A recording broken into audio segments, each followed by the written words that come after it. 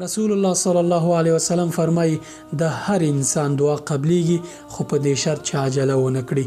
عجله دې ته وایي چې ته ووایي چې دا دعا خو ما وکړه او قبول نشوله.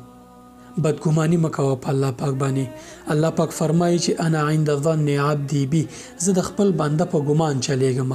که ښه ګمان پرې کوي الله پاک در سره په ښه ګمان چلیږي، خو که نعوذ بالله بد ګمان کوي په الله پاک باندې بیا خو الله پاک بې نیازه دی، ته هیڅ اړتیا نه لري، ته ورته اړتیا لري. نو کوشش کوه چې په الله پاک باندې ښه ګمان وکړي. ښه ګمان په الله پاک باندې ستا ټول مسیر او تقدیر او هر څه درته بدلوي. عجله مه کوه په دعا غوښتلو باندې، ځکه دغه دعا که ستا په خیر وي. رسول الله صلی الله علیه وسلم فرمایي هر بنده چې لاس پورته کړي الله پاک دعا قبلوي. که چېرته تا ته یو څه نه رسیږي، شرایط او وخت ورته مناسب نه دي، کیدای شي دغه څه چې ته ترلاسه کړې مشکل درته جوړ کړي.